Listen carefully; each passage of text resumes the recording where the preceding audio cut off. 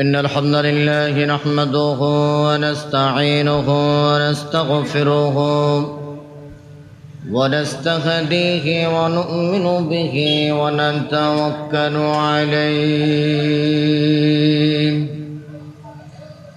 ونعوذ بالله من شرور أنفسنا ومن سيئات أعمالنا من يهده الله فلا مضل له ومن يضلله فلا هادي له ونشهد أن لا إله إلا الله الحي القيوم ونشهد أن سيدنا وسندنا وحبيبنا وطبيبنا وطبيب قلوبنا ونورنا وإيماننا محمدًا عبد الله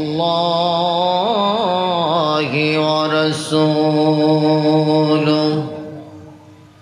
الذي أرسله بالحق بشيرا ونذيرا وداعيا إلى الله بإذنه وسراجا منيرا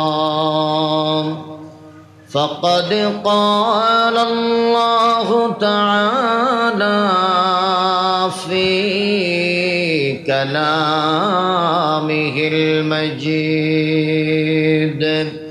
وفرقانه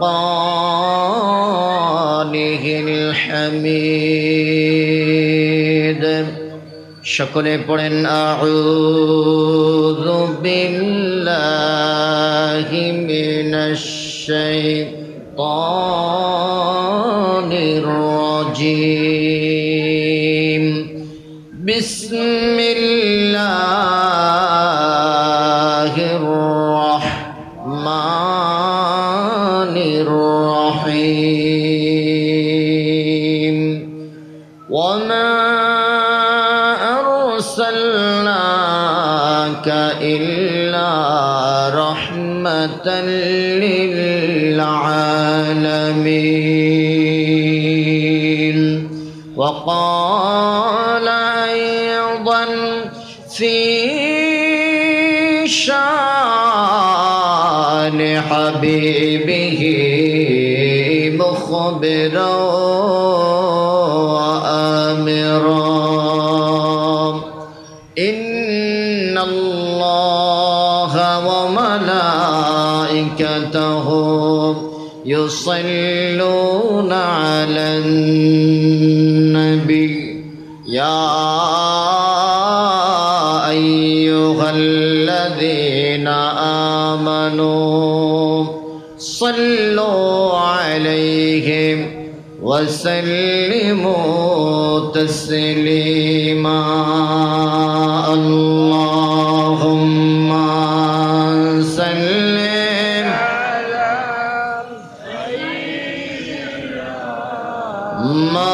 مولانا محمد وعلى آل سيدنا مولانا محمد اللهم جري مولانا محمد وعلى آل سيدنا مولانا محمد আসমান জমিন সবাই বলে আজ আমাদের খুশির দিন এ ধরাতে তশরিফ আনলেন রহমাতুল লিল আলামিন আল্লাহুম্মা সাল্লি আলা সাইয়্যিদিনা মাওলানা মুহাম্মদ ওয়া আলা আলি সাইয়্যিদিনা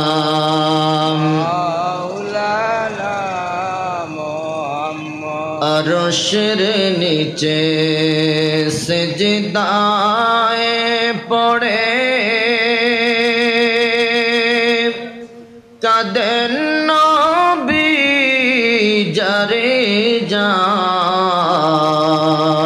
জার মাফ করে দাও গো আল্লাহ উম্মত আমার গুনাহগার আল্লাহুম্মা জরে জরে আলা সাইয়্যিদিনা মাওলানা মুহাম্মদ ওয়া আলা আলি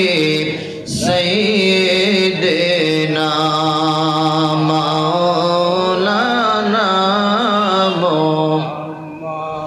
আপন আপন কর বান্দা কেউ তো তোমার আপন না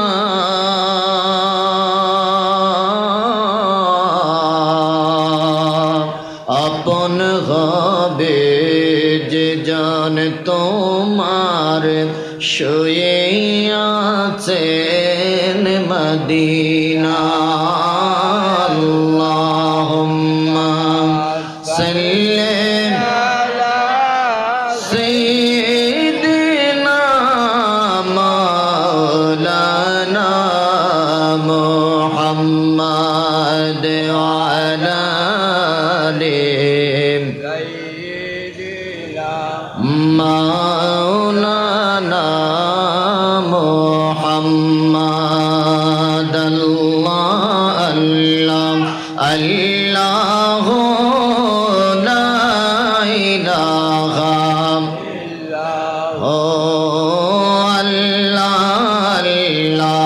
আল্লাহু লা ইলাহা বারহে রবিউল আউয়াল কা উদারে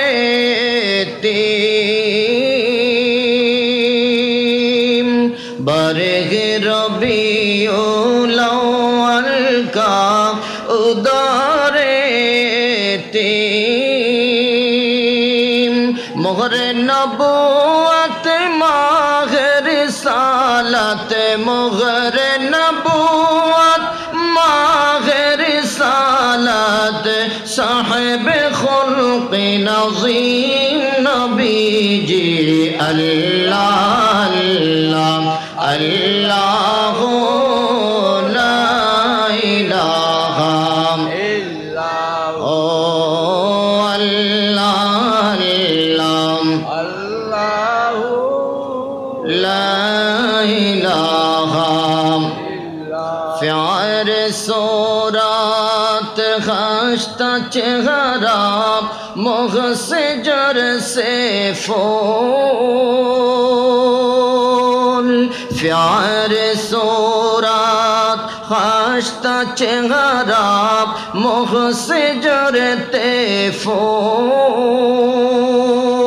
चाचा टुकड़ा नूर का पुतला चाँद सा टुकड़ा नूर का पुतला हक का प्यारा रसूल नबी जी अल्लाह अल्लाह ला इलाहा इल्लल्लाह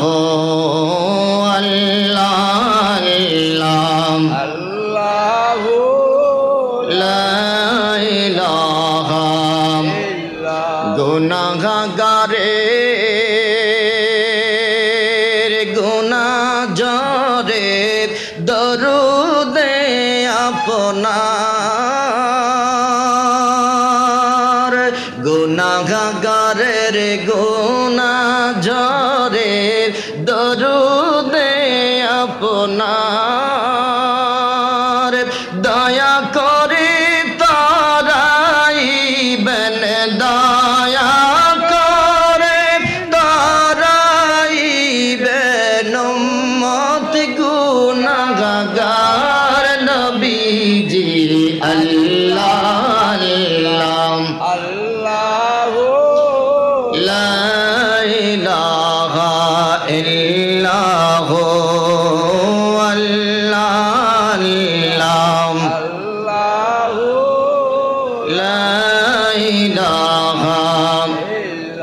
আপনাকে দেখলে নবী গো দোজখ হয় হারাম আপনাকে দেখলে নবী গো দোজখ হয় হারাম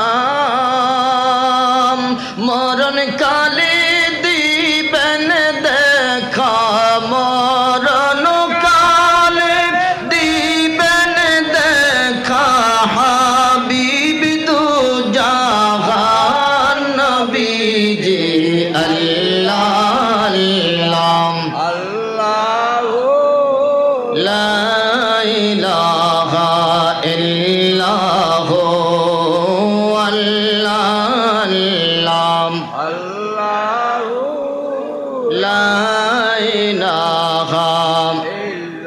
মৌতের তুফান চলবে যখন নবী গো আমার মৌতের তুফান চলবে যখন নবী গো আমার দয়া করে দেখাইবেন দয়া করে দেখাইবেন চেহারাইয়া নোয়ার নবীজি আল্লাহ আল্লাহ লা ইলাহা ইল্লাল্লাহ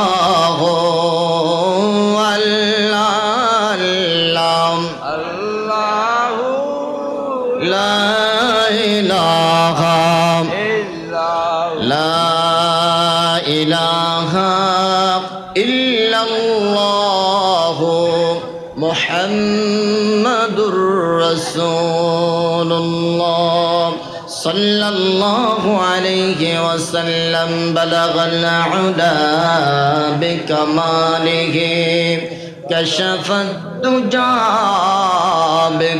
বিজামালিহি حسنت جميع خصاله صلوا عليه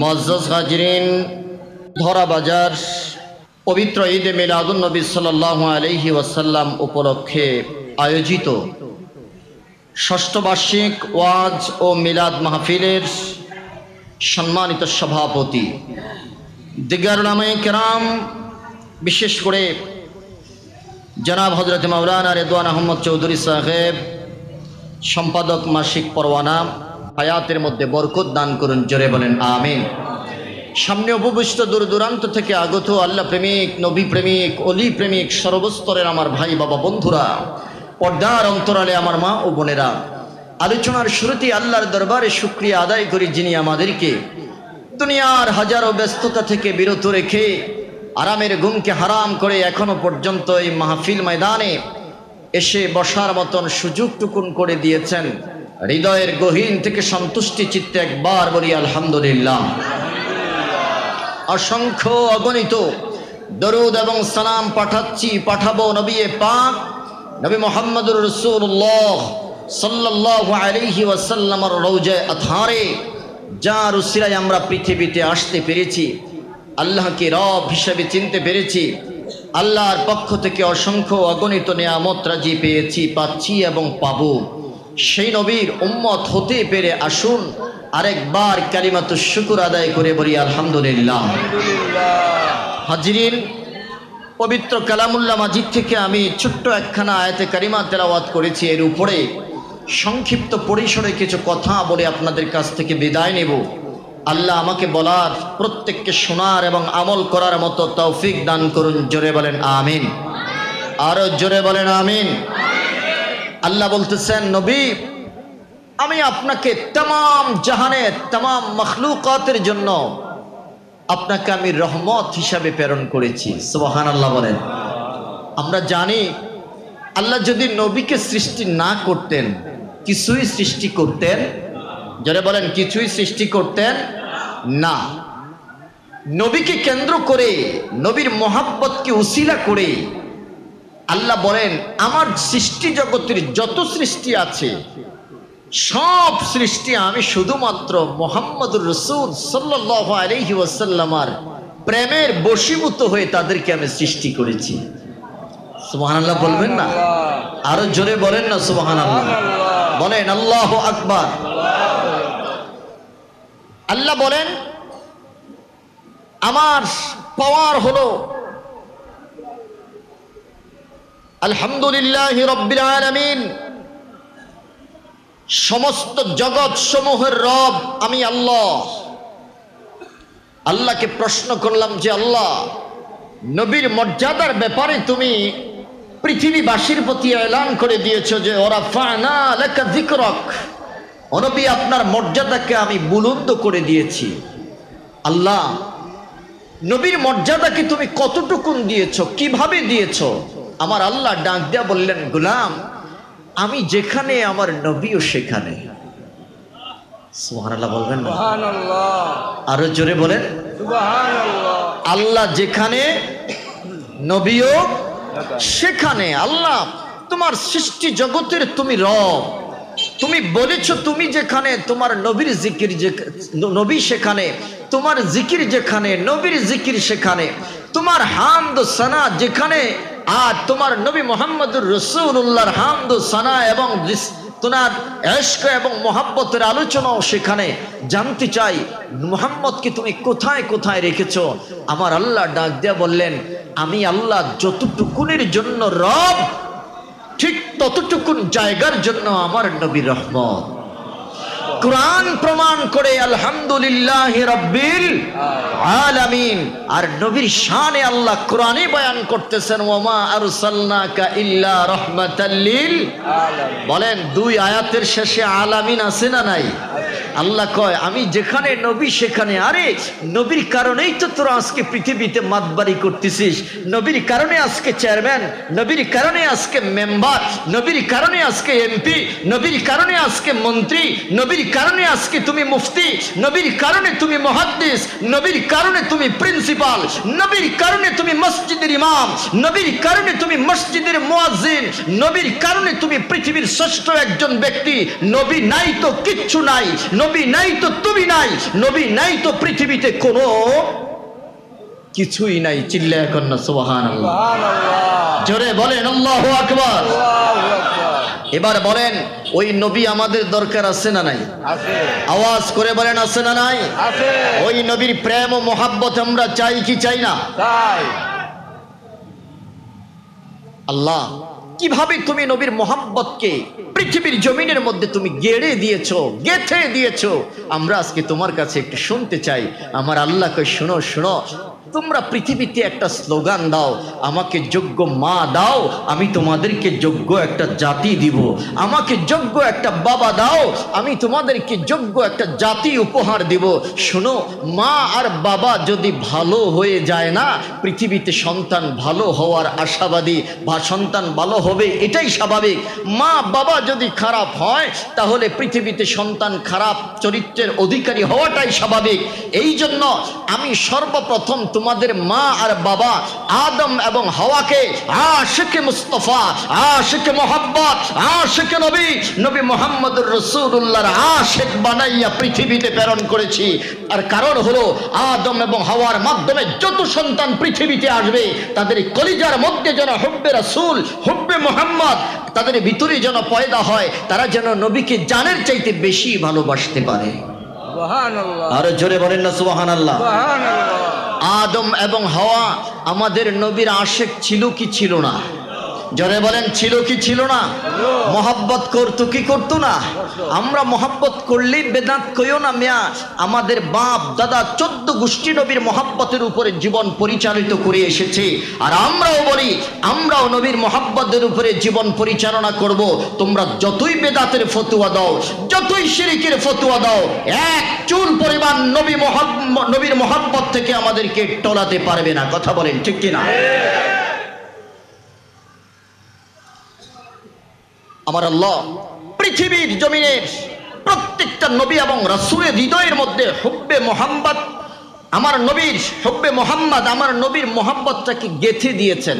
দেখেন, সমস্ত পৃথিবীতে যত মানুষ কিয়ামতের আগ পর্যন্ত আসবে, প্রত্যেকটা মানুষকে নিয়ে আল্লাহ সর্বপ্রথম একটা কনফারেন্স করেছেন রূহের জগতে।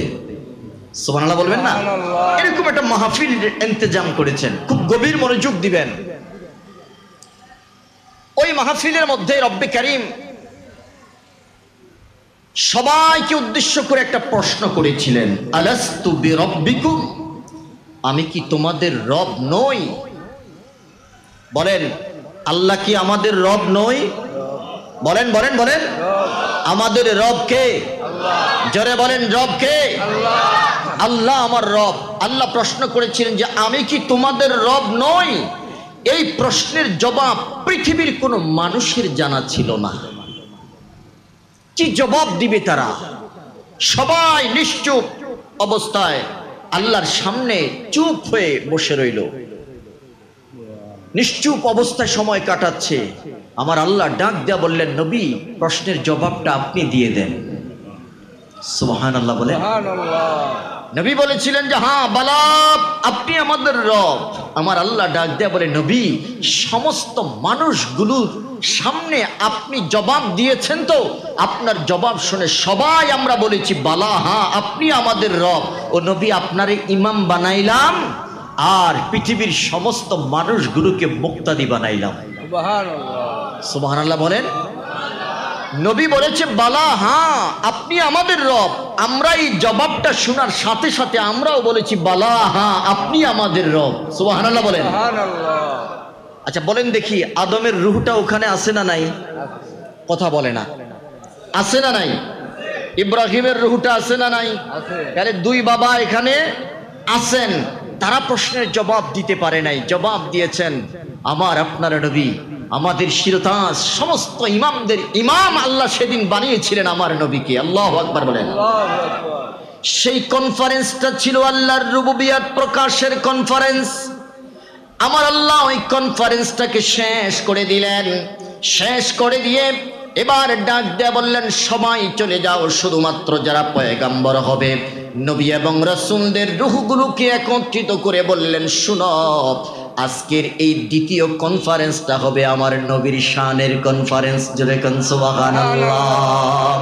রে পৃথিবীর মুসলমান, অনেক লম্বা কথা আমি ছোট্ট করে বলতে চাই। রব্বি কারীম ডাক দেয়া বললেন, পয়গম্বরেরা গভীর মনোযোগ দাও। আজকের এই কনফারেন্সটা হবে আমার নবীর মিলাদের কনফারেন্স, আমার নবীর মোহাব্বতের কনফারেন্স, আমার নবীর শানে কনফারেন্স হবে, শানে রিসালাতের কনফারেন্স।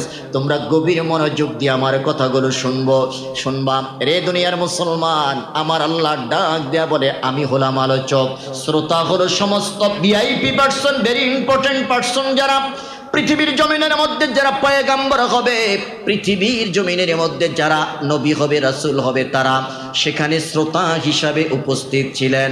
আমার আল্লাহ ডাক দেয়া বলে, আলোচক আমি, শ্রোতা হলো পয়গাম্বরেরা, আর আলোচনার বিষয় হলো আমার নবীর মিলাদ। জোরে কোন সুবহানাল্লাহ। আল্লাহু আকবার বলেন। রে দুনিয়ার মানুষ, কোরআনের মধ্যে 4টা শব্দ দিয়ে আল্লাহ মিলাদের আলোচনা করেছেন। এক নম্বর শব্দ হলো জাআ, দুই নম্বর হলো আরসালা, তিন নম্বর হলো বাসা, চার নম্বর হলো ইয়াতি। এই চারটা শব্দ দিয়ে আমার আল্লাহ কোরআনের কারীমের মধ্যে নবীর মিলাদের আলোচনা করেছেন। চিৎকার করে কোন সুবহানাল্লাহ। আমি আপনাদের খেদমতে জানতে চাই, বলেন পবিত্র কোরআনের মধ্যে নবীর মিলাদের আলোচনা আছে না নাই? আছে। জোরে বলেন আছে না নাই? আছে। হাদিসের মধ্যে, হাদিসে নববীর মধ্যে নবীর মিলাদের আলোচনা আছে না নাই? আছে। কোরআনের মধ্যে যদি আলোচনা থাকে, ওই আলোচনা করলে দোষ হবে? জোরে বলেন গুনাহ হবে? হাদিসে নববীর মধ্যে, নবীর হাদিসের মধ্যে, সাহাবায়ে কেরামের হাদিসের মধ্যে যদি নবীর মিলাদের আলোচনা থাকে, ওই আলোচনাকে দূষণীয় বলা যাবে না, বেদাত বলা যাবে না, শিরক বলা যাবে না। বরং কোরআন হাদিসের মধ্যে যদি মিলাদুন নবীর আলোচনা থাকে, আমরা ওই মিলাদুন নবীর আলোচনা করতে চাই কি চাই না? দুই হাত তুলে বলেন, চাই কি চাই না?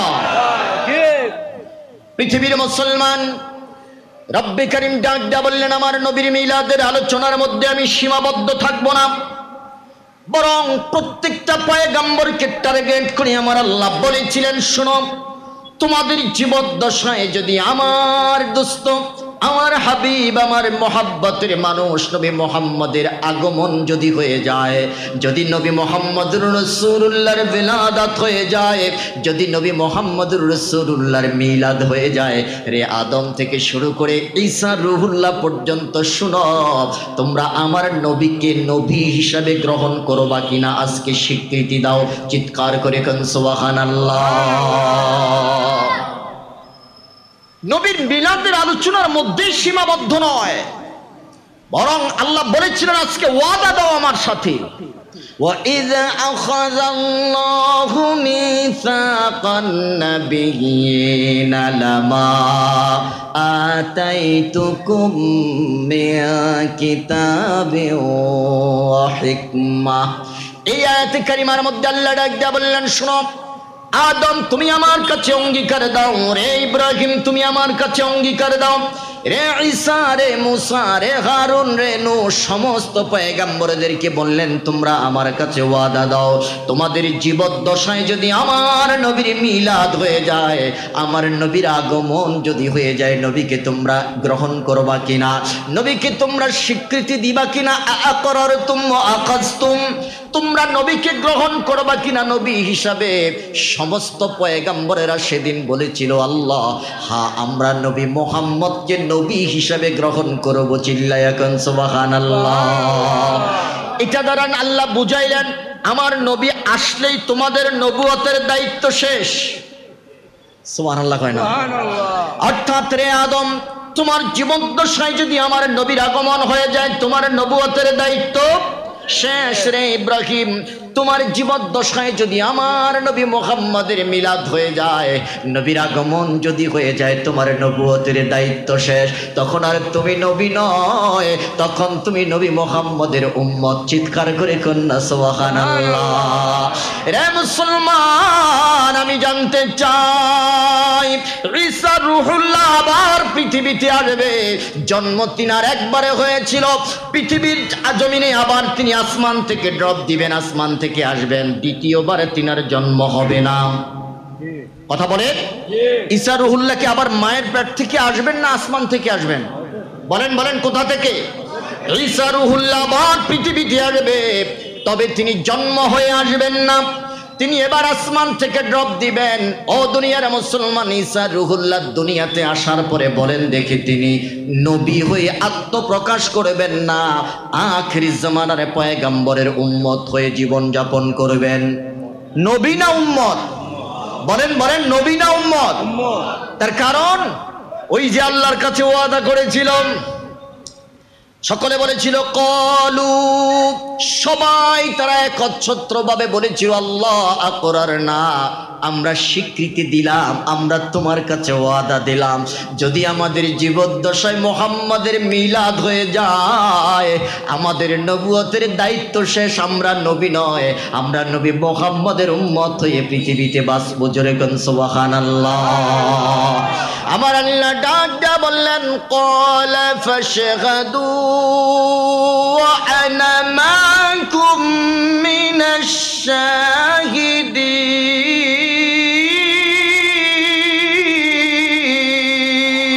আল্লাহু আকবার। রব্বি করিম ডাক দিয়া বললেন আদম থেকে শুরু করে ঈসা রূহুল্লাহ পর্যন্ত প্রত্যেকটা পয়গম্বরকে টার্গেট করে বলেছিলেন, শোনো তোমরা একে উপরের উপরে সাক্ষী হয়ে যাও, আমি আল্লাহ তোমাদের উপরে সাক্ষী হয়ে রইলাম। আমার নবীকে তোমরা স্বীকৃতি দিবা, নবীর উপরে ঈমান আনবা, নবীকে নবী হিসেবে তোমরা গ্রহণ করবা। তবে দুনিয়ায় যাওয়ার পরে যদি তোমরা ঘাড় ফিরিয়ে নাও, আমি আল্লাহর ধরা বড় শক্ত ধরা, কথা কোন ঠিক কিনা? রে মুসলমান, গভীর মনোযোগ, এবার আওয়াজ করে বলেন, ওই যে সুন্নি শানের ইসারাতের কনফারেন্সটা আল্লাহ করেছিলেন, এটা দুনিয়াতে না রূহের জগতে? জোরে বলেন।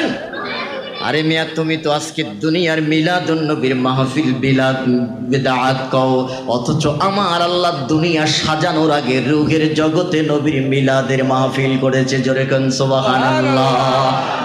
বলেন না আল্লাহু আকবার। এবার আমি আপনাদের খেদমতে জানতে চাই মুসলমান, আদম সফিউল্লাহ থেকে শুরু করে প্রত্যেক পয়গম্বর নবী মুহাম্মদের নাম শুনছে কি শুনে নাই? বলেন। শুনেছে। আমি জানতে চাই তাদের হৃদয়ের মধ্যে মুহাম্মদের প্রেম জন্ম হয়েছে কি হয় নাই? বলেন, হয়েছে কি হয় নাই? আদম সফিউল্লাহ ডাক দিয়া বললেন, রে দুনিয়ার মানুষ, শুধু ওখানেই সীমাবদ্ধ ছিল না। নবী মুহাম্মদের প্রেম ভালোবাসার বহিঃপ্রকাশ আল্লাহ কিভাবে প্রকাশ করেছেন রূহের জগতের মধ্যে সীমাবদ্ধ রাখেন নাই। প্রত্যেকটা পয়গম্বরের জীবনের প্রতিটা পরতে পরতে আমার আল্লাহ নবী মুহাম্মদের প্রেম দিয়ে সাজাইছেন। জোরে জোরে কান সুবহানাল্লাহ। আদম সফিউল্লাহ ডাকদা বলে, শুনো, রূহের জগতে নবী মুহাম্মদের প্রেমের ভালোবাসার আলোচনা শুনে এসেছি। রব্বি কারীম আলোচনা করেছেন, যেদিন আমার বডিটাকে আল্লাহ বানাইলেন, আমার বডির ভিতরে রূহটাকে যখন ঢুকতে বললেন, রূহটাকে যখন ঢুকাইলেন, ঢুকানোর সাথে সাথে রূহটা আবার বের হয়ে যাচ্ছে। একবার, দুইবার, তিনবার যখন বের হয়ে গেল, এবারে প্রশ্ন করলো, ও রূহ তুমি কেন আদমের ভিতর থেকে বের হয়ে যাও? কেন তুমি সেখানে স্থায়ী হও না? রূহটা ডাক দেয়া বলে, আল্লাহ, আদমের বডির ভিতরে অন্ধকার, আমি অন্ধকারাচ্ছন্ন পরিবেশে থাকতে পারতেছি না, আমি এই জন্য বের হয়ে যাচ্ছি। রব্বে কারীম জিব্রাইলকে ডাক দেয়া বললেন, জিব্রাইল রে, যাও আমার নবী মুহাম্মদের নূর থেকে একটু নূর নিয়ে আদমের ভিতরে ঢুকিয়ে দাও। আমার নবীর নূর দেওয়ার কারণে আদমের দেহটা নূরে নূরান্বিত হয়ে গেছে। চিল্লায়া কন্না সুবহানাল্লাহ। বলেন আল্লাহু আকবার। এবার যখন রূহটাকে ভিতরে ঢুকিয়ে দিলেন, তখন আদমের ভিতর থেকে এখন আর রূহটা বের হচ্ছে না। আদম একটা স্বয়ং সম্পূর্ণ মানুষে পরিণত হয়ে গেলেন। জোরে জোরে করেন আল্লাহু আকবার। ও দুনিয়ার মুসলমান, এবার আদম সফিউল্লাহ বলেন, আমি আখিদয় খুললাম, ফারাফা'তু রাসি, আমি আমার মাথা উত্তোলন করলাম, ফারাআইতু আলা কওয়াইমিল আরশি মাকতুবান লা ইলাহা ইল্লাল্লাহু মুহাম্মাদুর রাসূলুল্লাহ। আদম সফিউল্লাহ ডাক দেয়া বলে, ও দুনিয়ার মানুষ শুনে নাও, আমি আমার চক্ষুদয় খুললাম, মাথাটা উঁচু করলাম, উঁচু করার পরে আমার চোখের সামনে যে দৃশ্যটা ভেসে উঠেছে সেটা হলো আরশের খুঁটির গায়ের মধ্যে আমি আল্লাহর নামের সাথে নবী মুহাম্মদের নামটা আমি লেখা দেখতে পেয়েছি। নবী যদি না আসিতো, আসমান জমিন না বানাইতো, আসমান জমিন না বানাইতো। কথা কোন ঠিক কিনা? ওরে নবীর প্রেমে প্রেমিকে হইল, নবীর রঙে রঙিন হলো, তমামে জাহান কুল সকল নবীর সেরা নবী মুহাম্মদ রাসূল সকল নবীর সেরা নবী মুহাম্মদ রাসূল যাহারা গমনে ধন্য যাহারা গমনে ধন্য তামাম জাহান কুল সকল নবীর সেরা নবী মুহাম্মদ রাসূল ইয়া নবী সালাম আলাইকা ইয়া রাসূল সালাম আলাইকা সালাওয়াতুল্লাহ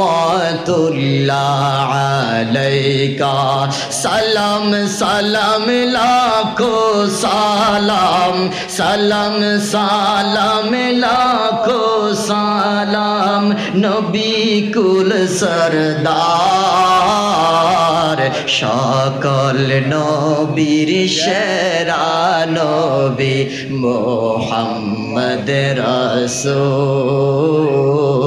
সকল নবীর সেরা নবী মুহাম্মদ রাসূল যেরকম মারহাবা আদম সফিউল্লাহ ডাক দেয়া বলে আল্লাহ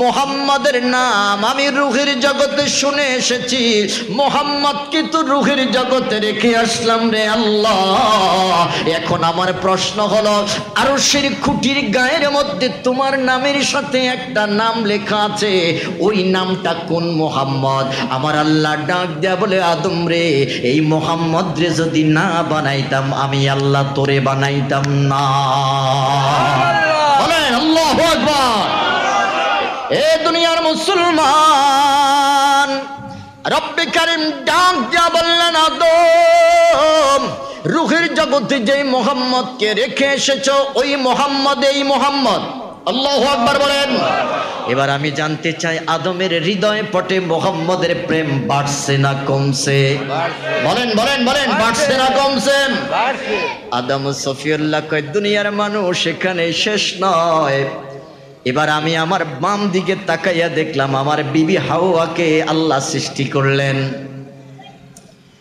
সুন্দর একজন রূপবতী নারী আমার পাশে বসা জিব্রাইলকে প্রশ্ন করলাম ও জিব্রাইল উনি কে বলে যে তোমার প্রয়োজনে তোমার খেদমতের জন্য আল্লাহ তোমার জীবন সঙ্গিনী এই মহিলাটাকে সৃষ্টি করেছেন বলে যে তাই নাকি বলে যে হ্যাঁ আদম সফিউল্লাহ হাত বাড়ালেন আমার কাছে আসো আল্লাহ জিব্রাইল আমিন ডাক দিয়ে বললেন থামো আদম থামো বলে যে কেন বলে যে না টাচ করা যাবে না কেন টাচ করা যাবে না এ দুনিয়ার মুসলমান আল্লাহ রব্বে কারীম ডাক দিয়া বললেন আদম রে মোহরানা আদায় করো মোহরানা আদায় না করা পর্যন্ত বিবির গায়ে টাচ করা যাবে না চিল্লায় এখন সুবহানাল্লাহ বলেন বলেন আমাদের সমাজে মোহরানা আছে না নাই আছে জোরে বলেন আছে না নাই আছে নগদ না বাকি কথা কয় না আর বাকি তো বাকি কি বাকি আজীবনের জন্য বাকি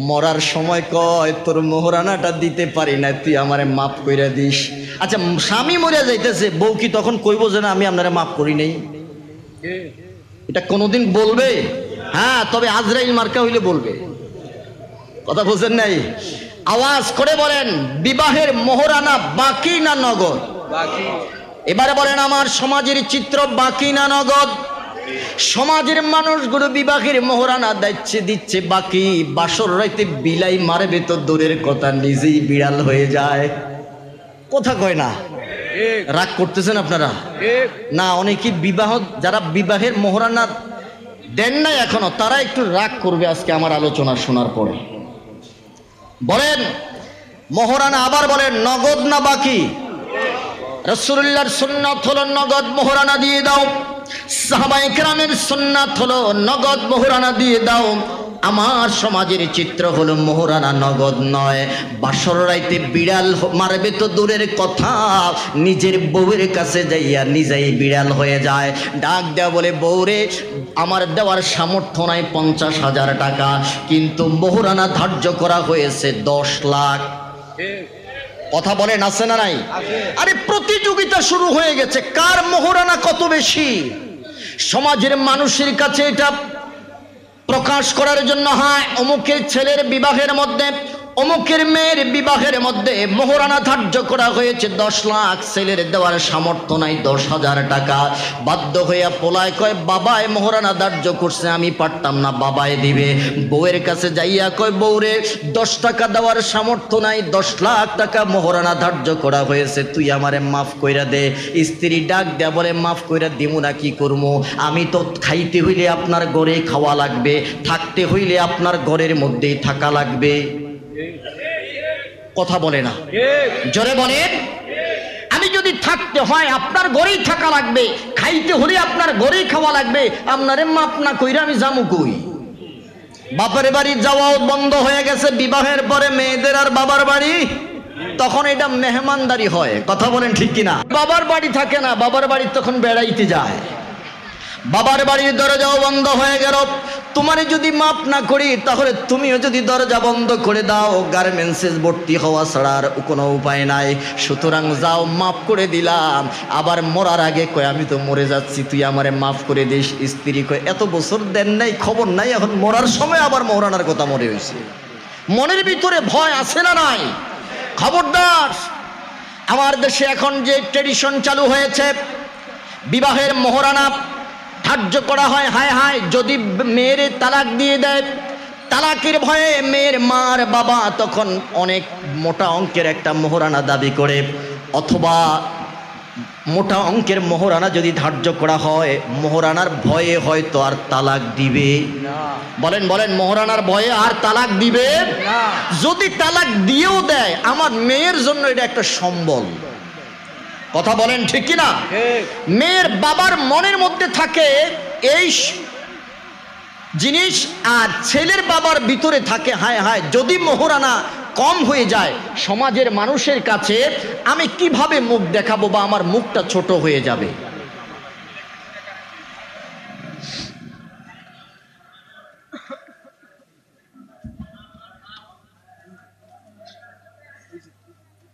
আলহামদুলিল্লাহ বলেন, জোরে বলেন আলহামদুলিল্লাহ।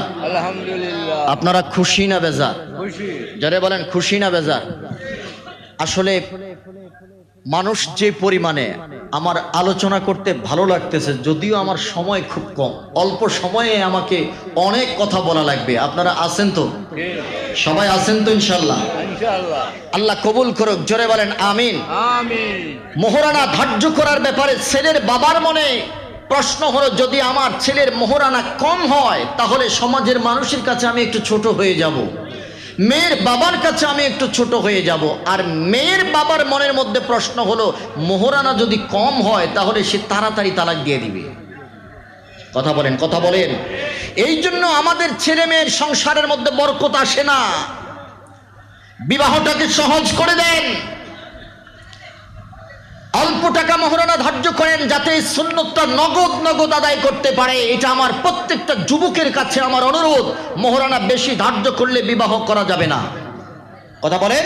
নবীর সুন্নত নিয়ে উপহাস করা হয়,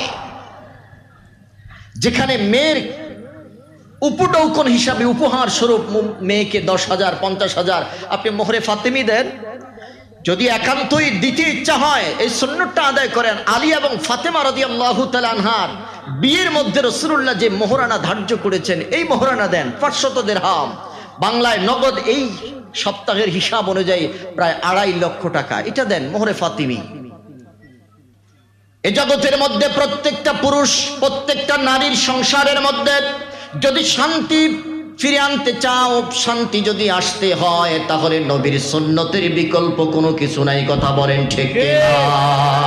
সুতরাং মেয়ের বাবা যারা আছেন, মোহরানার ব্যাপারে সুন্নতের দিকে খেয়াল করবেন।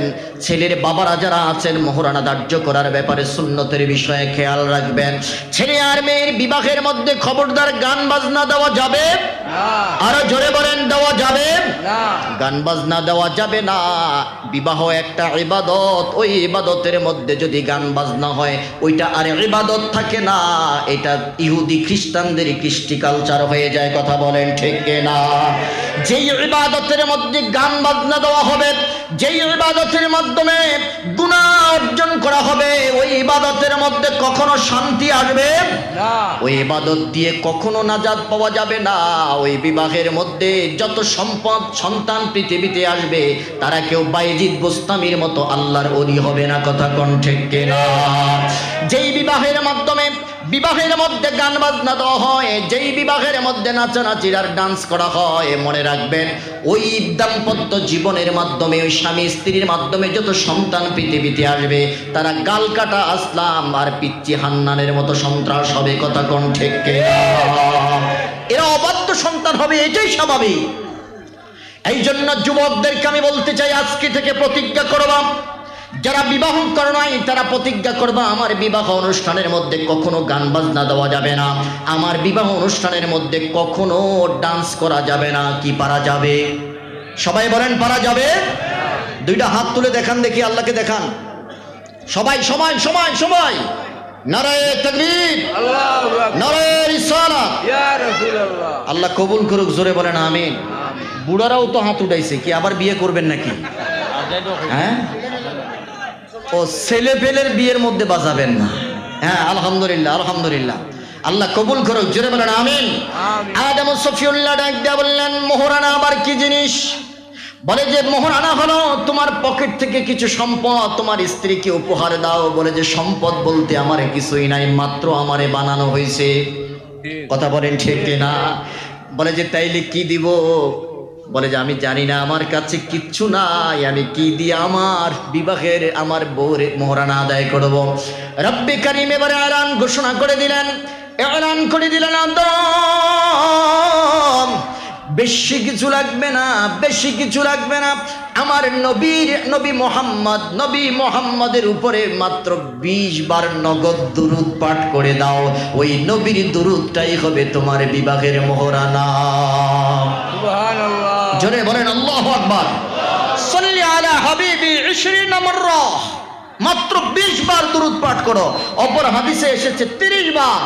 বলে যে আল্লাহ কোন হাবিবের উপরে দুরূদ পাঠ করব? কয় মুহাম্মাদের উপরে। আল্লাহু আকবার বলেন। মুহাম্মাদুর রাসূল সাল্লাল্লাহু আলাইহি ওয়াসাল্লামের উপরে দুরূদ পাঠ করো।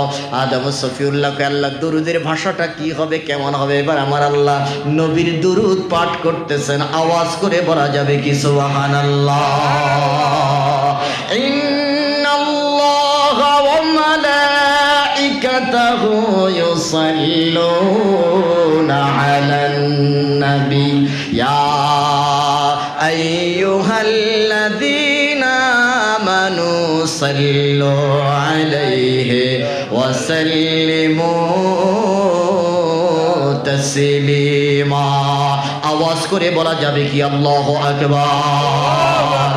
রব্বে কারীম ডাক দেয়া বলে, ও পৃথিবীর মানুষেরা শুনে নাও, আমি তোমাদের রব যেদিন মুহাম্মদকে বানাই নাই, যেদিন আদমকে বানাইছি, মুহাম্মদের সৃষ্টির সূচনা থেকে আমি আল্লাহ আমার নবীর উপরে দরুদ পাঠ করতেছি। আদমরেও নির্দেশ দিলাম, প্রত্যেকটা পয়গাম্বরকে নির্দেশ দিলাম নবীর উপরে দরুদ পাঠ করার জন্য। এখানেই সীমাবদ্ধ রাখি নাই, তামাম ফেরেশতা কুলকে বলেছি আমার নবীর উপরে হরহামেশা দরুদ পড়ার জন্য। জোরে গান সুবহানাল্লাহ। এই জন্য আমরাও নবীর দরুদ চাই কি চাই না? আওয়াজ করে বলেন, নবীর দরুদ দরকার আছে না নাই? দরুদ পড়তেছেন আল্লাহ, দরুদ পড়বেন আল্লাহ। গভীর মনোযোগ দেন, দরুদ পড়েছেন আল্লাহ, এখনো পড়েন আল্লাহ, দরুদ পড়বেন আল্লাহ। ফেরেশতারাও আগে পড়েছেন, এখনো পড়তেছেন, কিয়ামত পর্যন্ত পড়বে। আমরা আল্লাহ পাকের গোলাম হয়ে আমরাও ঘোষণা দিতে চাই, আমরা মিলাদ দুরুদ আর সালাম পড়েছি, মিলাদও পড়েছি, নবীর ইশকের আলোচনাও করেছি, এখনো করতেছি। যতদিন বেঁচে থাকবো ততদিন চলবে। কথা কোন ঠিক কিনা? দুই হাত তুলে বলেন, আমরা চাই কি চাই না? আল্লাহু আকবার, ইয়া রাসূলুল্লাহ।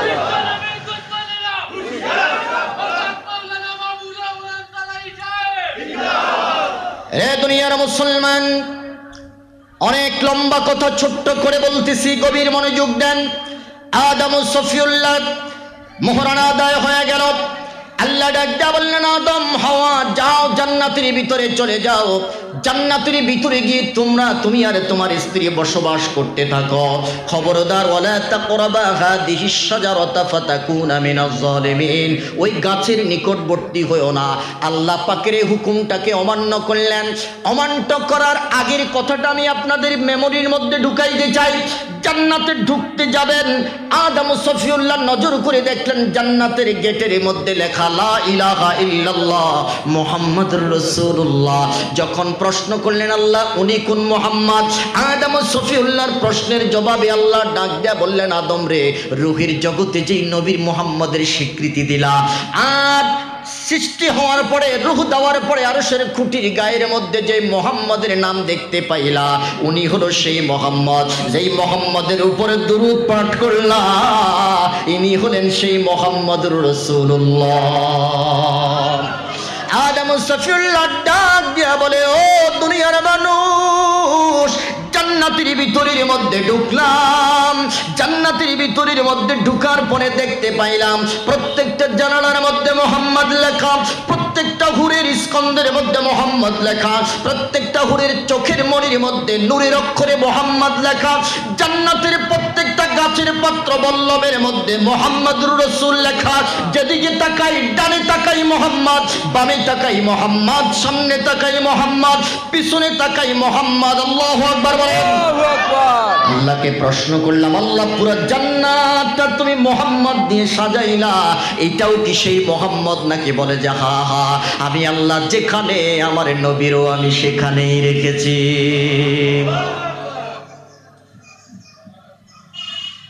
জান্নাতে একটা হুকুম অমান্য করলেন। হুকুম অমান্য করার পরে আল্লাহ আদম এবং হাওয়া আলাইহিস সালাতু ওয়াস সালামকে জান্নাত থেকে বের করে দিলেন। বের করে আদমকে পাঠাইলেন হিন্দুস্তানে, আর হাওয়াকে দিলেন জাজিরাতুল আরবের মধ্যে।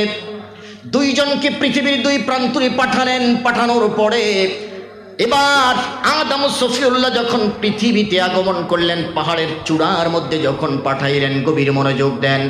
পাঠানোর পরে ইস্তাওহাশা আদম, হাদিসের ভাষা অনুযায়ী হযরতে আদম থরথর করে কাঁপতেছে। রব্বি করিম ডাক দিয়া বললেন, জিব্রাইল যাও, ও জিব্রাইল চলে যাও। আদম থরথর করে কাঁপতেছে, তার কাঁপাকাঁপি বন্ধ করো। আল্লাহ গো, কিভাবে তার ট্রিটমেন্ট করব? আমার আল্লাহ এবারে ডাক দিয়া বললেন, যাও আযান দিতে দিতে জমিনের মধ্যে তুমি ল্যান্ড করো। জোরে কোন সুবহানাল্লাহ। ফানাজালা জিব্রিল, জিব্রাইল আলাইহিস সালাতু ওয়াস সালাম নাজিল হতে শুরু করলো জমিনের দিকে আযান দিতে দিতে। ফানাজালা জিব্রিলু ফানাদা বিল আযান, আযান দিতে দিতে তিনি জমিনের মধ্যে আসতেছেন। আল্লাহু আকবার মাররাতাইন, আশহাদু আল্লা ইলাহা ইল্লাল্লাহ মাররাতাইন, আশহাদু আন্না মুহাম্মাদার রাসূলুল্লাহ মাররাতাইন। আল্লাহু আকবার বলেন। আযানের ইতিহাস শুনো। আদম যখন, হযরত জিব্রাইল যখন আদমের সামনে আশহাদু আন্না মুহাম্মাদার রাসূলুল্লাহ যখন বললেন, আদম বললেন, জিব্রাইল রে একটু থামো। আল্লাহু আকবার বুঝলাম, আশহাদু আল্লা ইলাহা ইল্লাল্লাহ বুঝলাম, আশহাদু আন্না মুহাম্মাদার রাসূলুল্লাহ যে বললাই, মুহাম্মদ কোন মুহাম্মদ? সুবহানাল্লাহ কয় না? জোরে বলেন না আল্লাহু আকবার। মুহাম্মদকে রূহের জগতে রেখে আসলাম, মুহাম্মদকে আরশের খুঁটির গায়ের মধ্যে রেখে আসলাম, মুহাম্মদকে জান্নাতের দরজার মধ্যে রেখে আসলাম, মুহাম্মদকে জান্নাতের ভিতরে রেখে আসলাম। এখন তো আমি জান্নাতে নাই, রূহের জগতেও নাই, এখন আমি হায়াতের জিন্দেগিতে দুনিয়ার জমিনের মধ্যে এসেছি। এখন কোন মুহাম্মদের আযান তুমি শোনাইলা, কোন মুহাম্মদের আযান তুমি দিলা, কোন মুহাম্মদের শান তুমি গাইলা? এবার জিব্রাইলকে আমার আল্লাহ ডাক দেয়া বললেন, জিব্রাইল রে, আমার নবী, আমার নবীর শান আদম ও সফিউল্লাহকে বুঝাইয়া দাও। রূহের জগতে যেই মুহাম্মদ ছিল, ইনি সেই মুহাম্মদ।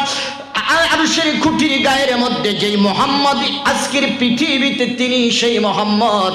জান্নাতের প্রত্যেকটা জায়গায় যেই মুহাম্মদকে তুমি দেখতে পেয়েছো, দুনিয়ার জিন্দেগিতে এসেও সেই মুহাম্মদের আযান এখন শুনতেছো। চিল্লায়া কন্না সুবহানাল্লাহ। জোরে বলেন আল্লাহু আকবার। পাইবা না। ওরে কথা কয় না। এখন যে আমি আলোচনা করতেছি, আচ্ছা বলেন দেখি, জন্মের আলোচনা করতেছি না জন্মের আগে? তো তুমি বেদাত কওকে, এটারে কি কইবা? তোমরা যখন মিলাদটারে বেদাত কও, তখন আমরা বিনা দলিলে মিলাদ বুঝানোর জন্য মিলাদের আগের আলোচনা ধরছি। কথা বলেন ঠিক কিনা? বাপের বেটা হলে হাদিসগুলো, হাদিসের কিতাব থেকে ছিঁড়ে ফেলো দেখি কতটু খেড়ম আছে আমরা দেখি। পৃথিবীর মুসলমান গভীর মনোযোগ, অনেক লম্বা আলোচনা। প্রথমেই বলেছি, আল্লাহ বলেছেন ওয়ামা আরসালনাকা ইল্লা রাহমাতাল লিল আলামিন। মা বাবা যদি আশেকে রাসূল হয়, সন্তানও আশেকে রাসূল হবে। কথা কোন ঠিক কিনা? এই জন্য আমাদের মার বাবার হৃদয়ের মধ্যে হুব্বে মুহাম্মদ আল্লাহ গাইরা দিতেছেন। আল্লাহু আকবার।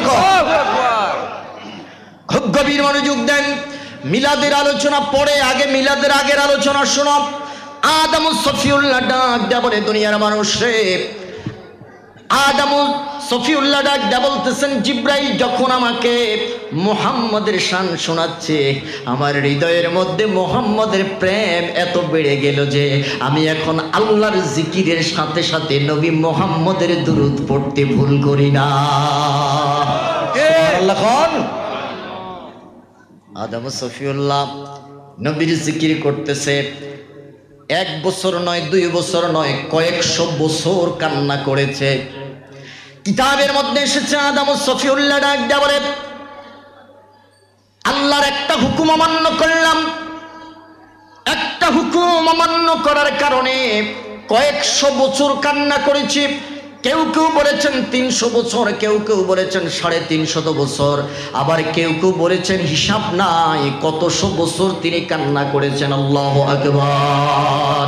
আওয়াজ করে বলেন, হুকুম অমান্য করছেন কয়টা? একটা হুকুম অমান্য করছেন। গালের গোশতগুলো পচন ধরেছেন। আমার আল্লাহ ডাক দেয়া বললেন, এত দূরে থাকলে চলবে না। 2 আশিক রাসূলকে আল্লাহ আবার মিলাইয়া দিলেন। সুবহানাল্লাহ কয় না? সুবহানাল্লাহ। খেলা খেলতেছেন কে? বাবার কেউ আশিকে মুহাম্মদ বানাইলেন, মাটাকে আশিকে মুহাম্মদ বানাইলেন। বানাই আমার আল্লাহ ডাক দেয়া বলে, দূরে থাকলে চলবে না, একসাথ হও, একসাথ হও। তোমার মা এবং বাবার মাধ্যমে আমার নবী মুহাম্মদের জন্ম আমি পৃথিবীতে ঘটাবো। জোরে কোন সুবহানাল্লাহ। আসো পৃথিবীতে। এই 2 জন প্রেমিক আর প্রেমিকা 2 জায়গায় থাকা চলবে না। স্বামী স্ত্রীর থাকার সুন্নাত হলো এক জায়গায়। কথা বলেন, এক জায়গায় থাকবে, এক জায়গায় ঘুমাবে। রে দুনিয়ার মুসলমান, 2 জন যখন একত্রিত হয়ে গেল, এতটা বছর পরে স্বামীকে পাইলেন। স্ত্রী যখন স্বামীকে জড়াইয়া ধরতে যাইবেন, স্বামী ডাক দেয়া বললেন, প্রাণের বিবি রে, খবরদার আমাকে টাচ করবা না, আমি একজন অপরাধী। আল্লাহর একটা হুকুম অমান্য করেছি। আমার ইরাদা, আমার ইচ্ছা হলো, যতক্ষণ পর্যন্ত রব্বি কারীম আমার তওবা কবুল না করবে, রব্বি কারীম যতক্ষণ পর্যন্ত না আমার ডাকে সাড়া না দিবে, ততক্ষণ পর্যন্ত পৃথিবীর কোনো আরাম আয়েশ আমি গ্রহণ করব না। চিল্লায়া কন্না সুবহানাল্লাহ। আহারে বাবা, একটা হুকুম অমান্য করার কারণে এতটা অনুতপ্ত অনুশোচনা হৃদয় নিয়ে বসে আছে। কোনদিন কিতাবের মধ্যে এসেছে আদম সফিউল্লাহ এইভাবে আরশের দিকে তাকায় নাই, লজ্জায়। আল্লাহু আকবার বলে। বলেন, হুকুম অমান্য করছে কয়টা? আর আমরা প্রতিদিন করি কয়টা? এরপরে ভিতরে কোনো অনুশোচনা নাই। কোনদিন এভাবে উপরের দিকে তাকায় নাই, লজ্জায়। আহারে আমি আল্লাহর একটা হুকুম অমান্য করেছি। স্ত্রীকে বললেন, ডোন্ট টাচ মি, আমাকে টাচ করবা না। পৃথিবীর কোনো আরাম আয়েশ আমি গ্রহণ করব না, আনন্দ জীবনের সাথে আমি মিশাবো না, যতক্ষণ পর্যন্ত না আল্লাহ আমাকে মাপ না করে। এবার স্ত্রী ডাক দিয়া বললেন, তাহলে কেমনে, কবে মাপ পাবো, কবে আমরা পরিত্রাণ পাবো? স্বামী কয়ে, জানি না, কাঁদতেছি তো। স্ত্রী ডাক দিয়া বলে, স্বামী রে, আমার একটা কথা মনে পড়ে গেছে। কয় কি? বলে যে আমরা যখন জান্নাতের ভিতরে ঢুকলাম, তখন দেখলাম মোহাম্মদ নাম লেখা। আমরা জান্নাতের ভিতরে ঢুকলাম, মোহাম্মদ নাম লেখা।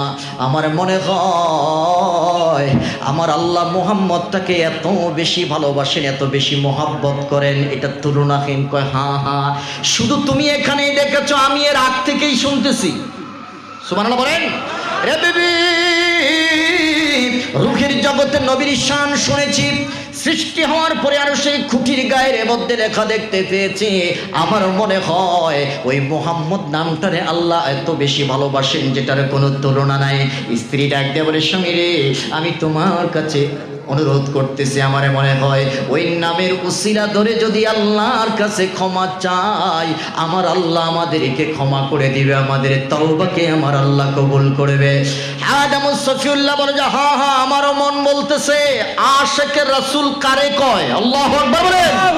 নবীজির মহব্বত আদমের সিনার ভিতরে কিভাবে আল্লাহ গেড়ে দিয়েছেন, কিভাবে গেঁথে দিয়েছেন, কিভাবে বসিয়ে দিয়েছেন।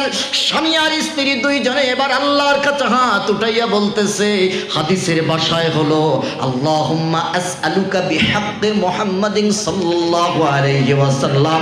চিৎকার করে বলা যাবে কি আল্লাহু আকবার। আল্লাহ, নবী মুহাম্মদের উসিলায় তোমার কাছে আমরা চাইতেছি, ভিক্ষা চাইতেছি, আল্লাহ তুমি আমাদেরকে মাফ করে দাও। সুবহানাল্লাহ কয় না? সুবহানাল্লাহ বলেন দেখি, তখন কি আমার নবীর জন্ম হইছে? কথা বলে না। তখন কি আমার নবীর মিলাদ হইছে? জোরে বলেন। তখন তো আদম সফিউল্লাহ তিনার বিবি, তখন পৃথিবীতে দুইজন ছাড়া আর কোনো মানুষ। আরে আমরা তো তখনকার আলোচনা করতেছি, হাদিস খানা সহি সনদে বর্ণিত হয়েছে। মিয়া সাহেব, আমার নবী এখনো পৃথিবীতে আসেনি নাই, অথচ নবীর উসিলার সিন্নি গেয়ে লাইছে। সিন্নি আসেনি আপনাদের এলাকায়? আসেনি? আসেনি? হ্যাঁ, থাকবে তো কিয়ামত পর্যন্ত। কথা বলেন, সিন্নি আছে না নাই? থাকবে না চলে যাবে? কতদিন? কিয়ামত পর্যন্ত। আমাদের দেশে আবার কিছু মানুষ আছে কয় এটা বেদাত। আসেনি? আসেনি? এই মুরুক্ষের দল, এই হাদিস পড়ালেখা করে নাই। আপনাদের এলাকায় নাই, আমি আমার এলাকার কথা বলতেছি। বলে যে মসজিদে সিন্নি দেওয়া বিদাত। আরে বিদাত মানে কি? তা সিন্নি মানে আপনাদের এলাকায় এখন কি দেন? জিলাপি বা পোলাও অথবা বিরিয়ানি পাকা, এটাই তো সিন্নি কয়। সিলেটের মানে প্রসিদ্ধ ভাষা সিন্নি, যেটাই দেয়। আচ্ছা বলেন দেখি, এই জিলাপি কোনোদিন বেদাত? এই জিলাপির ভিতরে বেদাত ঢুকছে কবে? কথা কয় না। স্বাধীনের পরে কি জিলাপি ছিল না? আগে ছিল নি? বলেন বলেন। বেদাতটা ঢুকছে কোন দিন? এই জিলাপির ভিতরে কবে বেদাত ঢুকছে আপনারা কইতে পারবেন? আচ্ছা, সারা বাংলাদেশের জিলাপির মধ্যে যে বেদাত ঢুকছে, এরা কোথায় ছিল তখন? এরা বাধা দিতে পারলো না, এই খবরদার জিলাপির ভিতরে ঢুকিস না। বাধা দিছিনি? কথা বলে না কেন? বিরিয়ানি বেদাত হলো কবে? আচ্ছা বলেন দেখি, জিলাপি হালাল না হারাম? বলেন। বিরিয়ানি, তারপরে সিন্নি। তো হালাল জিনিসে তুমি বেদাত খাওয়ার উসুলটা কিটা? কোন উসুলে, কোন সূত্র দিয়ে তুমি বেদাত খাও? ও আমরা মিলাদ পড়ি এই জন্য বেদাত কয়। আরে মিলাদ তো শুধু আমরা পড়ি নাই, পড়ছেন কি? আওয়াজ করে বলেন না কে? কি দুর্বলতা আছে? আই ক্যান চ্যালেঞ্জ, আমি চ্যালেঞ্জ দিলাম, কোন মায়ের সন্তান যদি থাকো চ্যালেঞ্জে ধরো, বসো। মিলাদ আর কিয়ামের উপরে কোন মায়ের সন্তান যদি থাকো, বসো, আমরা বসতে প্রস্তুত। আল্লাহু আকবার, ইয়া রাসূলুল্লাহ। এই যে মিলাদুন নবী বিদআত খাও, আমরা তো আজকে মিলাদের আগের আলোচনা করতেছি। এখন বলতে চান মুসলমানকে খাওয়ানো, মসজিদে সিন্নি দেওয়া, এটা তো রাসূলুল্লাহ সাহাবায়ে কেরামের সুন্নাহ। এবার আমি এটা দলিল দেই, ওদেরকেও বলবেন যে এটা ঠিক আছে কিনা। আচ্ছা, আহলুস সুফার অধিবাসী কতজন ছিল জানেননি আপনারা? আহলে সুফা মসজিদের বারান্দায় যারা হিজরত করে গেছে, এরা মসজিদের বারান্দায়, নববীর বারান্দায় ছিল না। সাহাবায়ে কেরাম যত সিন্নি আসিল, খেজুর দিত, রুটি দিত, মানে সিন্নি দিত, ওনারা খাইতো। দিলে খাইতো, না খাইলে পেট জমিনের উপরে দিয়ে বইরে থাকতো। তো মসজিদে খাবার দেওয়া এটা সুন্নতে সাহাবা। মসজিদে খাবার দেওয়া এটা আমার নবীর সুন্নাত। আল্লাহু আকবার বলে। যেটা বিদআত বলে, এটার আসলে মাথার ভিতরে গোবর ছাড়া কিচ্ছু নাই। বলেন মসজিদের ভিতরে মুসলমানদেরকে খাবার দেওয়ার সুন্নত আছে না? রাসূলুল্লাহ আবু হুরায়রা বললেন, কিরে মসজিদের ভিতরে আজকে কি খাবার আসছে, কোনো হাদিয়া আসছে কিনা? কয় ইয়া রাসূলুল্লাহ, এক বাটি দুধ ছাড়া আর কিচ্ছু নাই। বলে যে এক বাটি পেয়ালা নিয়ে আসো। আসলো, আসার পরে বলল যে কয়জন আছে? কয় হুজুর 70 জনের উপরে আছে। সবাইরে কয় পেট ভরে খাইতে। এবার কোন মসজিদ এই হাদিসটারে যদি কোনো মায়ের সন্তান উল্টাইতে পারে সার্টিফিকেট সব দিয়ে দিব। বলে যে আমরা পড়ছি কিতাবুল আদাবের মধ্যে, মিশকাতের মধ্যে হাদিসখানা এসেছে, ওরে মুসল্লি তুমি যে কিতাব পড়ছো, তুমি তো যাকাত আর ফিতরার টাকা খাইয়া, খানা খাইয়া তারপরে কিতাব পড়ছো, এই জন্য মাথার ভিতরে ঢুকে নাই। আল্লাহ রসুল আবু হুরায়রা বললেন, আরে কি আছে? কয় দুধ আছে। কয় সবারই কয় পেট ভরে খাইতে। আবু হুরায়রা কয় ইয়া রাসূলুল্লাহ, এক বাটি পেয়ালা, মনে মনে কয়, মুখ দিয়ে প্রকাশ করতে পারে না, এটা হলো আদাব। এটা কি? ইয়া রাসূলুল্লাহ, মনে মনে কইতেছে এক বাটি পেয়ালা, এটা তো আমারই ঠিক মতো হইতো না, আমি 70 জন কেমনে খাওয়াবো? রাসূলুল্লাহ বলেছেন যার সামনেই দেয় উনি পেট ভরে খায়। আবু হুরায়রা কয় যেখান থেকে শুরু করছে ওখানেই আছে। সবাই খাওয়ানোর পরে আল্লাহর নবী বলতেছেন, কিরে সিন্নি আর কদ্দুর আছে? কয় হুজুর যতটুক দিয়ে শুরু করছি অতটুকুই আছে। জোরে কন্যা সুবহানাল্লাহ। এবার আল্লাহর নবীকে আবু হুরায়রা তুমিও খাও। কয় না হুজুর, আগে আপনি খান। আবু হুরায়রার ভিতরের ভয় হলো আমি খাইতে গেলে যদি শেষ হয়ে যায় তাহলে নবীজি কি খাবে? নবীজি কয় না না, শেষ হবে না, কিয়ামত পর্যন্ত যদি খাওয়াও আমি রাসূলুল্লাহ থুতুর বরকতে এটা কিয়ামত পর্যন্ত শেষ হবে না। সুবহানাল্লাহ, জোরে বলেন আল্লাহু আকবার। তাহলে মসজিদে সিন্নি খাওয়ানো এটা নবীর সুন্নাত। কথা বলেন, মসজিদে সিন্নি খাওয়ানো এটা সাহাবায়ে কেরামের সুন্নাত। এটাকে যারা বেদাত বলবে বুঝতে হবে এটার পড়ালেখায় ঘাটতি আছে। যারা বলেন, এবার আসেন রাসূলুল্লাহ সাল্লাল্লাহু আলাইহি সাল্লামকে প্রশ্ন করলেন, সাআলা রাসূলুল্লাহ সাল্লাল্লাহু আলাইহি ওয়াসাল্লাম আইয়ুল ইসলামে খায়র। এই হাদিসখানাও মিশকাতের মধ্যে এসেছে, ওরা পড়েছে হাদিসের কিতাব। জানি না এই হাদিসে যেদিন হাদিস পড়াইছে ওই দিন ক্লাস ফাঁকি দিছে কিনা। যদি ফাঁকি দেয় তাহলে তো এটা পড়াছো। কথা কন না কা? নবীকে প্রশ্ন করেছিল, ও নবী ইসলামের মধ্যে সবচেয়ে উত্তম কাজ কোনটা? নবীজি দুইটা আমলের কথা বলে দিলেন। সুবহানাল্লাহ বলেন। এক নম্বর আমল হলো তুতইমুত তুআম। তুতইমুত তুআম মুখস্থ করবেন, ক্ষুধার্তকে খাবার খাওয়ানো। দুই নম্বর হলো তাকরাউস সালাম আলা মান আরাফতা ওয়া মান লাম তারিফ। তুমি চেনো অথবা না চেনো প্রত্যেককে সালাম দেওয়া। সুবহানাল্লাহ বলেন। তাহলে ইসলামে উত্তম কাজ কয়টা? জোরে বলেন কয়টা? দুইটা। এক নাম্বার ক্ষুধার্তকে খানা খাওয়ানো। দুই নাম্বার পরিচিত অপরিচিত মুসলমানকে কি দেওয়া? সালাম দেওয়া। তাইলে এবার এই হাদিসের আলোকে আপনারা কি বুঝলেন? খানা খাওয়ানো ভালো কাজ না খারাপ কাজ? উনি বিদাত পাইল কোথায়? আপনারা এখানে আজকে যারা আজকে সিন্নি আসেনি? আসেনি। আচ্ছা, এখানে যারা আছেন সবাই কি বাড়ির থেকে খাইয়ে আসছেন? ক্ষুধার্ত আছেন না? এখন আছেন না? ক্ষুধার্ত আছেন না? তো রাসূলুল্লাহর ভাষা অনুযায়ী ক্ষুধার্তকে খানা খাওয়ানো এটা ইসলামের মধ্যে সবচেয়ে উত্তম কাজ। এটাকে যারা বিদআত বলবে, এটাকে যারা বিদআত বলে মানুষকে সুন্নাত থেকে বিরত রাখবে, আসলে এরা নবীর উম্মত না, এরা নবীর দুশমন। কথা বলেন ঠিক কিনা? আল্লাহু আকবার। ইয়া রাসূলুল্লাহ। সুসুসের বিষয় হলো, আফসোসের বিষয় হলো আমরা যখনই রাসূল পাক সাল্লাল্লাহু আলাইহি ওয়াসাল্লামের মুহাব্বত, প্রেম, ভালোবাসা এবং সুন্নাত নিয়ে কথা বলি তখন তাদের গায়ে আগুন জ্বলে। আমরা যখন আউলিয়া কেরামের শান আর মান নিয়ে স্লোগান দেই আর কথা বলি তখন তাদের গায়ের মধ্যে অ্যালার্জি শুরু হয়ে যায়।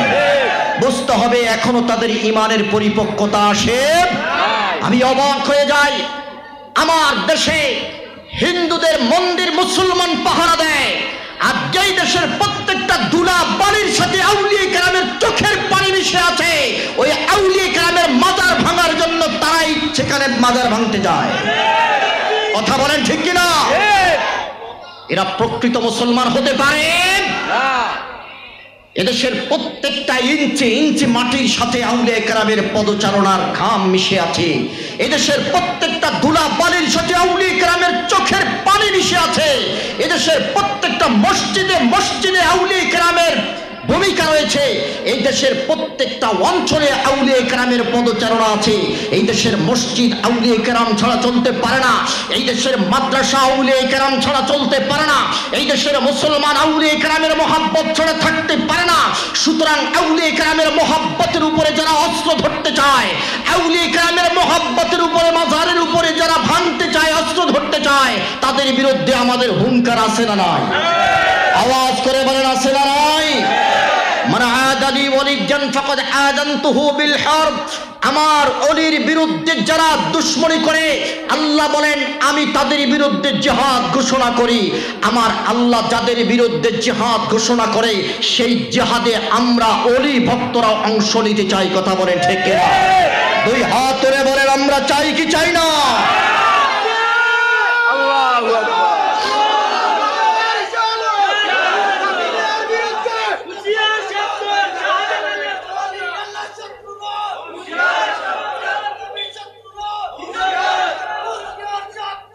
আমার বন্ধুরা, আমি বলতে চাই, তোমরা যে কত বড় মুসলমান, পরিপক্ক মুসলমান, এটা আমাদের বোঝা হয়ে গেছে।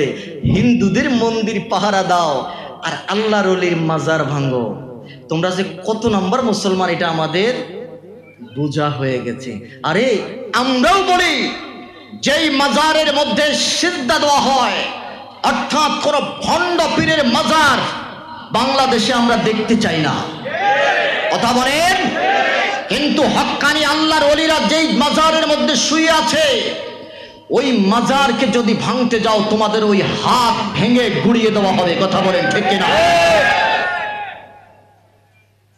মাজারে যদি সেজদা চলে, আসেন সেজদার বিরুদ্ধে আমরা অ্যাকশনে যাই। যারা সেজদা দেয় তাদের পাছা লাল করে দিয়ে আমরা পিটাইয়া, আপনাদের সাথে আমরাও আছি। কিন্তু মাজারে যিনি শুয়ে আছেন, তিনি দোষ করেছেন কি? তিনি তো আল্লাহ পাকের মাহবুব। কথা বলেন ঠিক কিনা? যদি বলেন যে হ্যাঁ মাজারে সেজদা দেয় এই জন্য মাজারই ভাঙতে হবে, তাহলে মাথায় উকুন হয়েছে, মাথাও কিন্তু পিটাইয়া ভাঙতে হবে। মাথায় উকুন হলে কি মাথা ভেঙে ফেলানো হয়? মাথা কাটা হয়? তাহলে কি করেন? মাথায় উকুন হলে উকুননাশক শ্যাম্পু ব্যবহার করা লাগে। কথা বলেন ঠিক কিনা? আসেন এই চূর্ণী অভিযানে আপনাদের সাথে আমরাও কাঁধে কাঁধ রেখে এই বাংলার জমিনটাকে ভণ্ড মুক্ত করতে চাই, শিরিক মুক্ত করতে চাই। তবে মাজার ভাঙার নামে যে মিশন আপনারা নিয়েছেন, শাহজালালের জমিনে এটা কোনোদিন বাস্তবায়ন করতে দেওয়া হবে না। আল্লাহু আকবার। ইয়া রাসূলুল্লাহ। মাজার কারে কই এটাই তো জানেন না মিয়া। মাজার মানে কি? প্রত্যেকটা কবরই মাজার। পৃথিবীর প্রত্যেকটা কবর মাজার। মাজারের তাহকিক জানো? তাহকিক লেখাপড়া করো, আবার মাদ্রাসায় ভর্তি হও। তোমার বাবার কবরটাও মাজার, তোমার মায়ের কবরের নামটাও মাজার, তোমার 14 গোষ্ঠীর কবরের নাম মাজার। পৃথিবীতে যত কবর আছে সব কবরের পরিভাষার নাম হলো মাজার। যদি মাজার ভাঙতে হয়, তোমার বাবার মাজার আগে ভাঙতে হবে।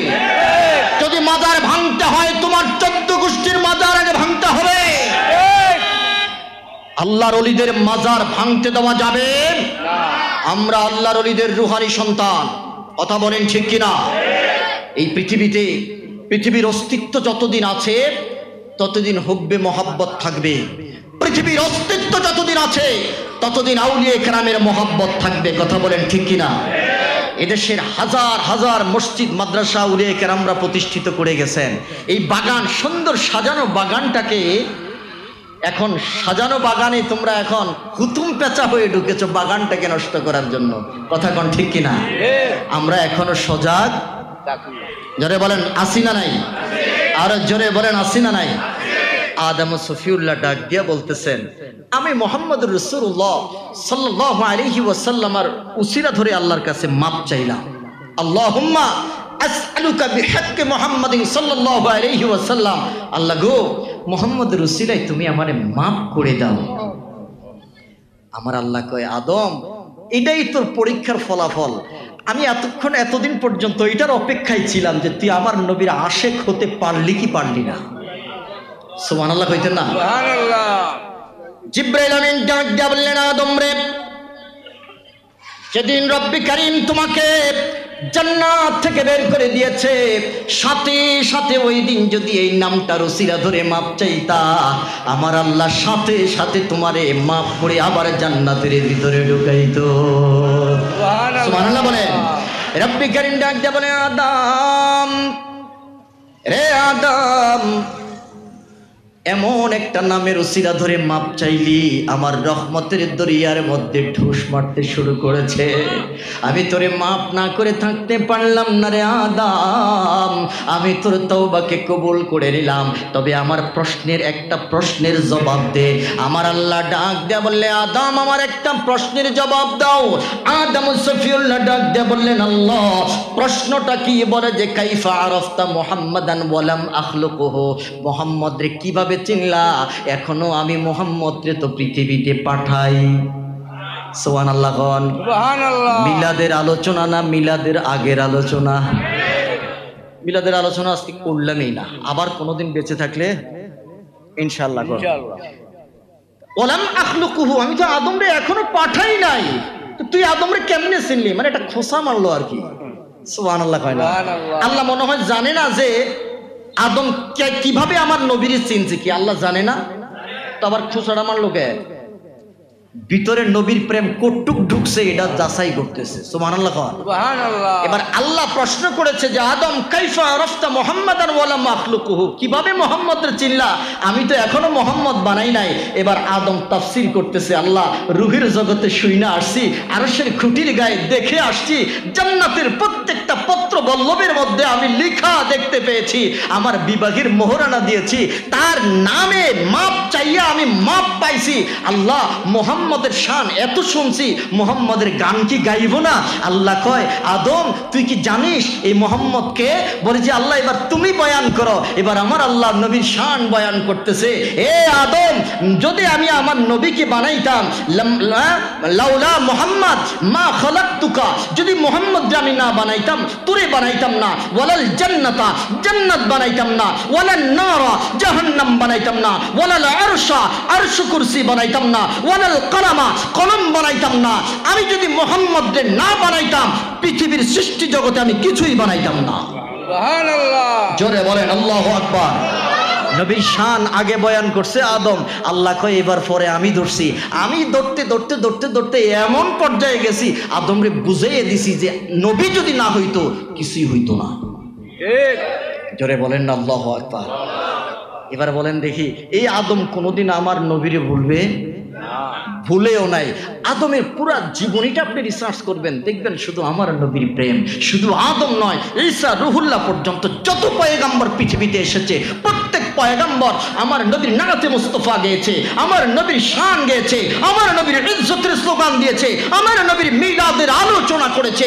প্রত্যেক পয়গাম্বরের মিশন ছিল শানের ইশারাত, শানে মুহাম্মদের পতাকা পৃথিবীতে পথ করে উড়বে আর সবাই নবীর উম্মত হইবে, এটাই তাদের স্লোগান ছিল। চিৎকার করে বলেন আল্লাহু আকবার। আল্লাহু আকবার। সমস্ত পয়গম্বর যদি নবীর শান গাইতে পারে, সমস্ত পয়গম্বর যদি নবীর মিলাদের আলোচনা করতে পারে, বলেন আমরা নবীর উম্মত হয়ে নবীর শান, নবীর ইজ্জত, নবীর মিলাদের আলোচনা চাই কি চাই না? দুই হাত তুলে বলেন চাই কি চাই না? আল্লাহ কবুল করুক। জোরে বলেন আমিন। আর জোরে বলেন আমিন। আমিন। আমার সময় শেষ, এজন্য আজকে আর থাকতে পারলাম না। আমি আপনাদের খেদমতে বলতে চাই যে মিলাদুন্নবী, এই যে এতক্ষণ পর্যন্ত যে আলোচনা শুনলেন, নবীর প্রেম বাড়ছে না কমছে? জোরে বলেন। বাড়ছে। ঈসা রুহুল্লাহ ডাক দিয়া কয়, আল্লাহ এই নবীরে আমি কেমনে মানবো? এবার আল্লাহ ঈসা রুহুল্লাহরে কয়, এই শুন, বেয়াদবি করিস না, তুই না রুহের জগতে স্বীকৃতি দিয়ে আইছস? ও আল্লাহ আইছি তো, এখন কি করব? আমিন বিমুহাম্মদ সাল্লাল্লাহু আলাইহি ওয়াসাল্লাম। ঈসা মুহাম্মাদের উপরে ঈমান আনো। বলে যে আল্লাহ আনলাম। বলে যে আর কি করব? বলে যে আমিন। তুমি তাড়াতাড়ি নির্দেশ দাও তোমার উম্মতদেরকে, মান আদরাকা মিন উম্মাতিকা আইয়ুমিনু, তোমার উম্মতদেরকে তুমি নির্দেশ দাও যাতে করে নবী মুহাম্মদকে যদি তারা পায়, নবী মুহাম্মদের উপর যেন তারা ঈমান আনে। জোরে কোন সুবহানাল্লাহ। জোরে বলেন না আল্লাহু আকবার। এই জন্য ঈসা রুহুল্লাহ তার উম্মতদেরকে বলেছেন আমার পরে একজন নবী আসবেন, ইয়াতি মিন বা'দি ইসমুহু আহমদ। ইয়াতি শব্দ দ্বারা আমার নবীর মিলাদের আলোচনা করেছেন ঈসা রুহুল্লাহ, আর এই আলোচনাটা আমার আল্লাহ স্বয়ং নিজে কোরআনের মধ্যে কোট করে দিয়েছেন। জোরে কোন সুবহানাল্লাহ। সুবহানাল্লাহ। ইয়াতি মিন বা'দি ইসমুহু আহমদ, আমার পরে একজন পৃথিবীতে নবী আসবেন যার নাম হবে আহমদ। রে আমার উম্মতেরা শুনে নাও, আমার পরে যদি ওনার মিলাদ হয়ে যায় আমি তো পাইলাম না, আমার পরে যদি তিনার আগমন হয়ে যায় খবরদার ওনার সাথে বেয়াদবি করবা না, ওনার উপরে তোমরা ঈমান আনবা। মুসা কালিমুল্লাহ কয় আমি আমার উম্মতদেরকেও আখেরি জামানার পয়গম্বরের মিলাদের আলোচনা শোনাইছি। জোরে কোন সুবহানাল্লাহ। প্রত্যেক পয়গম্বর এভাবে আলোচনা করে গেছেন। আমার জগতের মধ্যে হযরতে ঈসা রুহুল্লাহ তিনি আলোচনা করলেন, বনি ইহুদিদেরকে ডাইরেক্ট বলে দিয়েছেন খবরদার মুহাম্মদের সাথে বেয়াদবি করা যাবে না। না। আমাদের সাথে ইহুদিদের সাথে একটা দ্বন্দ্ব আছে না? বাইতুল মুকাদ্দাস নিয়ে একটা দ্বন্দ্ব চলতেছে না? দ্বন্দ্বটা কি নিয়ে জানেন? জানেন না? মুসলমানদের সাথে ইহুদিদের সাথে যে দ্বন্দ্বটা কিসে? শুধুমাত্র আমার নবীকে নিয়ে। সুবহানাল্লাহ। সুবহানাল্লাহ। জোরে বলেন না আল্লাহু আকবার। এখন দ্বন্দ্বটা কিসে? ইহুদিরা সারা জীবন দোয়া করেছে এবং চেয়েছে মুহাম্মদ রাসূলুল্লাহ যেন তাদের ভিতর থেকে হয়। আখিরি জামানার পয়গাম্বর যে হবেন, আসবেন পৃথিবীতে, এই নবী মুহাম্মদ রাসূলুল্লাহ যেন তাদের বংশধর থেকে যেন হয়। কিন্তু আমার আল্লাহ ইব্রাহিমের দোয়াটা কবুল করেছেন, যে বাইতুল্লাহর চত্বরে দাঁড়িয়ে নবীর মিলাদের জন্য দোয়া করেছেন। সুবহানাল্লাহ। সুবহানাল্লাহ। ওরা কোরআনের মধ্যে নবীর মিলাদ পায় না। আরে পবিত্র কোরআনের প্রত্যেকটা পারা, প্রত্যেকটা পৃষ্ঠা, প্রত্যেকটা আয়াত, প্রত্যেকটা শব্দ, প্রত্যেকটা অক্ষর, প্রত্যেকটা নোক্তার মধ্যে মুহাম্মদ আছে না নাই? আছে। যারা বলেন আমার নবীর প্রেম আছে না নাই? আছে। নবীর মিলাদের আলোচনা কোরআনে থাকবে না, আর এটা বিশ্বাস করো কিভাবে? ইব্রাহিম ও খলিলুল্লাহ নবীর মিলাদের জন্য দোয়া করেছেন, রব্বানা ওয়াবআস ফীহিম রাসূলা। আল্লাহ আমার বংশধর থেকে একজন নবী পৃথিবীতে তুমি জন্ম দাও। সুবহানাল্লাহ বলবেন না? সুবহানাল্লাহ। বাসা মানে প্রেরণ করো। প্রেরণ করবে কি আসমান থেকে? কথা কয় না।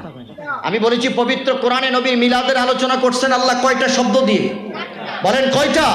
4টা শব্দ দিয়ে করেছেন। আল্লাহ ইব্রাহিম ও খলিলুল্লাহ দোয়া কবুল করলেন। দোয়া কবুল করার পরে ইসমাইলি বংশের মধ্যে আল্লাহ মুহাম্মদ রাসূলুল্লাহকে প্রেরণ করলেন। প্রেরণ করার পরে যেদিন আমার নবী পৃথিবীতে আসলেন, সেদিন এক ইহুদি চিৎকার চেঁচামেচি দিয়ে বলতেছে, ইয়া মাশারাল ইয়াহুদ, রে ইহুদির গোষ্ঠীরা তোমরা কোথায়? সকালবেলা ইহুদি ডাক দিয়া বললেন, ও ইহুদি সম্প্রদায় তোমরা কে কোথায় আছো? তাড়াতাড়ি আসো।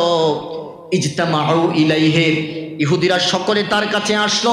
সকলে আসার পরে এবার ডাক দিয়া বলতেছেন, এত সকালবেলা তুমি চিৎকার চেঁচামেচি দিচ্ছ, সকালবেলা একটু আমরা আরামসে ঘুমাই, তুমি এত সকালবেলা তুমি আমাদেরকে কেন ডাকলা? ওয়াইলাক, তুমি ধ্বংস হও।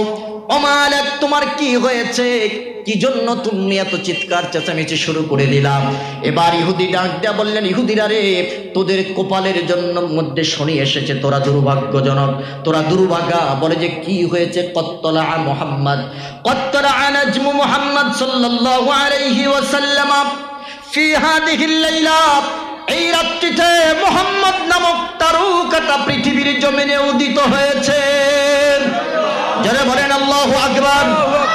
বলে যে কোথায়? বলে যে কুরাইশ বংশের মধ্যে নবী মুহাম্মদুর রাসূলুল্লাহ জন্ম নিয়েছে। আহারে, একজন ইহুদি নবীর মিলাদের আলোচনা করতে পারে, অথচ নবীর উম্মতরা মিলাদের আলোচনা করা তো দূরের কথা, নবীর মিলাদের আলোচনা শুনলে পরে তাদের চুলকানি শুরু হয়ে যায়।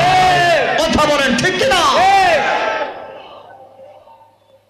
রে দুনিয়ার মুসলমান, বলে যে কোথায় জন্মগ্রহণ করেছে? বলে যে হ্যাঁ হ্যাঁ ওখানে জন্মগ্রহণ করেছে। সেদিন থেকে ইহুদিরা মুহাম্মদের আমার নবীর শত্রু হয়ে গেল। আমাদের বংশে যে সন্তান জন্মগ্রহণ করে নাই, আমাদের বংশে যেই নবীর জন্ম হয় নাই ওই নবীকে পৃথিবীতে আমরা রাখতে চাই না। ওই নবীকে আমরা যেখানে পাবো সেখানে হত্যা করব।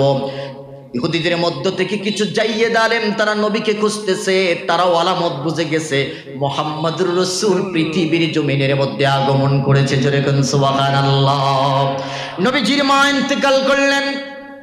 ইন্তেকাল করার পরে চাচার সাথে নবীজি সিরিয়ার মধ্যে যখন ব্যবসা বাণিজ্য করার জন্য চলে গেল, ব্যবসা করার জন্য যখন সিরিয়ার বাজারে নবীজি দাঁড়িয়ে দাঁড়িয়ে যখন তার চাচাকে সহযোগিতা করতে লাগলেন, এমনই মুহূর্তে কয়েকজন ইহুদি আলেম যে রাস্তা অতিক্রম করতেছে, মুহাম্মদুর রাসূলুল্লাহ চেহারা মুবারকের দিকে তাকাইয়া তারা বুঝতে পেরেছে না না এটা দুনিয়ার কোনো সাধারণ মানুষ নয়, এটা মনে হয় পয়গম্বর, আখিরি জামানার পয়গম্বর নবী মুহাম্মদুর রাসূল। জোরে কোন সুবহানাল্লাহ। আমার নবীর চেহারার মধ্যে নূর আছে না নাই? আর জোরে বলেন নবীজির হাসিতে নূর আছে না নাই?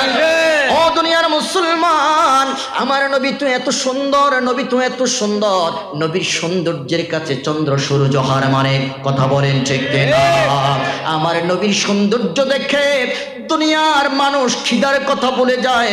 ইহুদি পাদ্রীরা ডাক দেয় বলে দুনিয়ার মানুষে মুহাম্মদের চেহারা দেখে আমরা ভুলে গিয়েছি আমাদের অতীত ঐতিহ্যের কথা, মুহাম্মদের চেহারা দেখে ভুলে গিয়েছি আমাদের ইতিহাসের কথা, মুহাম্মদের চেহারা দেখে আমরা সব কিছু ভুলে গিয়েছি। একচ্ছত্রভাবে সবাই একত্রিতভাবে তার চেহারার দিকে তাকিয়ে রইলাম। হঠাৎ করে দেখতে পাইলাম তার চেহারার উপরে একটা মেঘমালা ছায়া দিচ্ছে। সিরিয়ার বাজারের মধ্যে কোন মানুষের মাথার উপরে এইভাবে মেঘ ছায়া দিচ্ছে না। আমরা তো অবাক হয়ে তাকিয়ে রইলাম। তারা শিউর হয়ে গেল, তাওরাতের তখতের মধ্যে পেয়েছি এমন নবী পৃথিবীর জমিনের মধ্যে আগমন করবে, সর্বশেষ পয়গম্বর পৃথিবীর জমিনের মধ্যে আগমন করবে, যার মাথার উপরে কোনোদিন সূর্য আলো দিবে না, মেঘমালা তার মাথার উপরে ছায়া দান করবে। জোরে বলেন আল্লাহু আকবার। আখিরি জামানার পয়গম্বর মুহাম্মদুর রাসূলুল্লাহ যেদিন পৃথিবীর জমিনে আসবে, যেদিন তিনার পদচারণা ঘটবে, সেদিন থেকে মৃত্যু পর্যন্ত তিনার দেহ মুবারকের মধ্যে কোনো মাছি বসবে না, কোনো মশা বসবে না।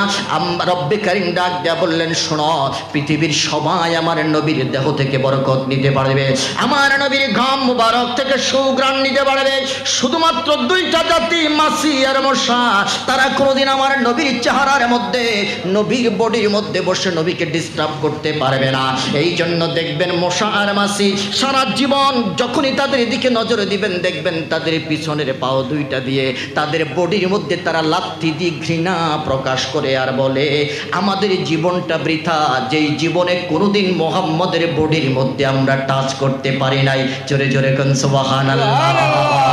আরে আমার নবী তো এমন নবী, আমার নবী তো এমন নবী, পাথর আমার নবীকে সালাম দিত, বৃক্ষরাজি আমার নবীকে সালাম দিত। আল্লাহু আকবার বলেন। নবী আমার ডাক দেয়া বললেন, শোনো,